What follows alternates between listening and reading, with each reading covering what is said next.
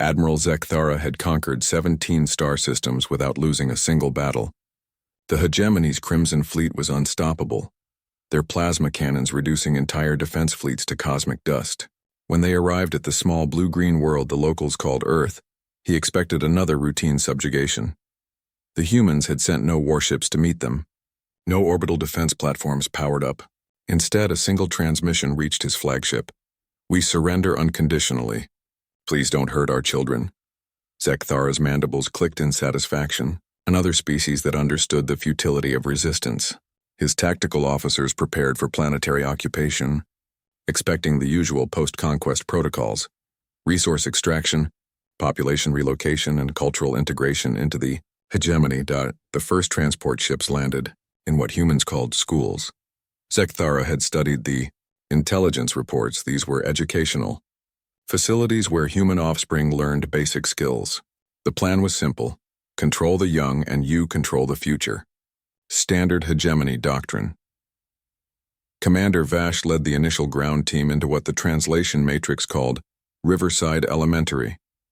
The building seemed primitive, constructed of simple materials, decorated with colorful drawings that depicted strange creatures and mathematical symbols. As they entered, small humans lined the corridors. "They're just standing there," reported Lieutenant Crix through the comm.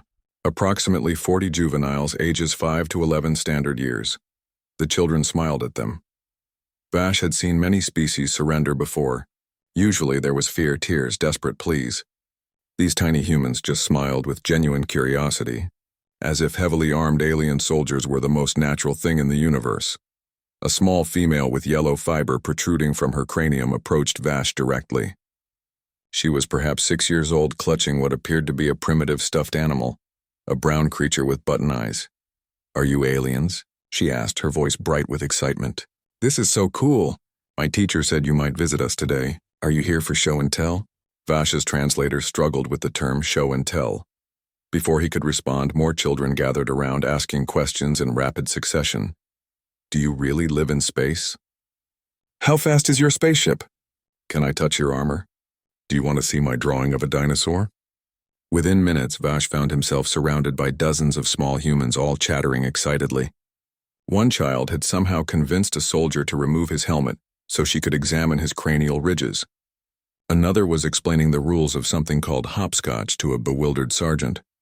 "Sir," Crix's voice crackled through the comm, "the juveniles in Section C they're teaching Private Zoll how to finger paint." Similar reports flooded in from occupation teams across the planet. In Tokyo, children demonstrated martial arts techniques that somehow involved precise strikes capable of breaking wooden boards.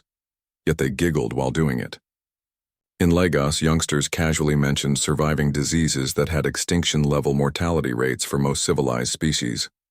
In São Paulo, kids showed off scars from activities they called sports, describing injuries that would hospitalize a hegemony warrior. But it was the small details that began to unnerve the occupying forces.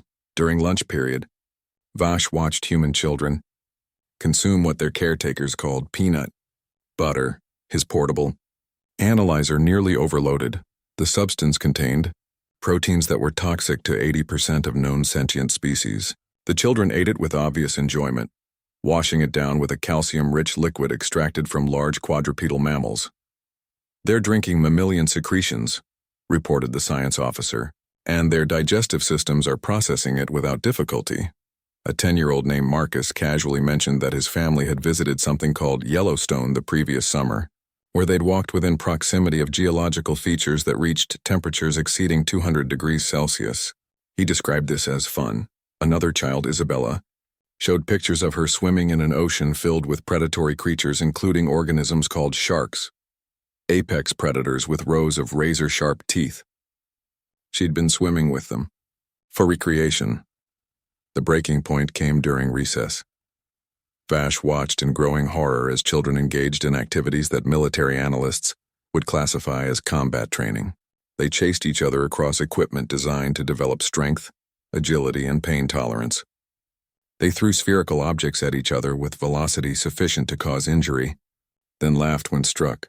A group of 8-year-olds demonstrated something called dodgeball. The objective appeared to be striking opponents with a rubber projectile. Hard enough to eliminate them from the combat zone. They played with ruthless efficiency and obvious glee. "Tag, you're it," shouted a small male as he struck Sergeant Krill with sufficient force to activate the hegemony, soldiers' defensive systems. But what truly shattered hegemony morale was the afternoon's educational programming. The teacher, a mild-mannered human female, began discussing their planet's history. Vash listened with increasing disbelief as she described mass extinction events that these humans had not only survived, but thrived through. Volcanic eruptions that blocked out solar radiation for years. Ice ages that covered continents. Asteroid impacts that eliminated most large-scale life forms. And that's how humans learn to adapt, she concluded cheerfully. We're very good at surviving things that would kill other species. A 7-year-old raised her hand.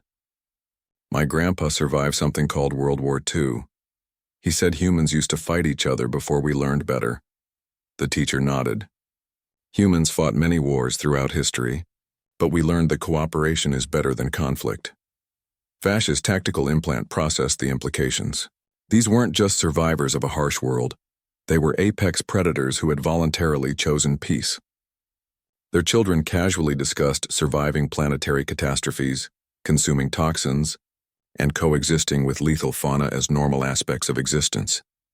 That evening, Zekthara reviewed the day's reports in growing disbelief. His occupation force hardened. Veterans who had conquered star systems were requesting reassignment rather than continue monitoring human children. "They're not afraid of us," reported Commander Vash. "They think we're interesting. One of them asked if I wanted to come to her birthday party next week." "Sir," added Lieutenant Crix, "they keep trying to feed us. Apparently sharing food is how they express friendship. The nutritional analysis indicates most of their cuisine would be lethal to our physiology, but they don't seem to understand this." The final straw came when a 5-year-old named Emma approached Admiral Zekthara's personal shuttle during his surface inspection. She was missing her upper front teeth and spoke with a slight lisp. "Mr. Admiral," she said, offering him a drawing. "I made this for you. It's a picture of your spaceship and my house being friends." The drawing showed crude but unmistakable representations of hegemony vessels surrounded by small human figures offering what appeared to be flowers. At the bottom, written in shaky letters, "Welcome to Earth. We hope you like it here." Zekthara stared at the drawing for a long moment. In 3 decades of military service, he had inspired fear across the galaxy. He had watched entire civilizations kneel before the might of the hegemony.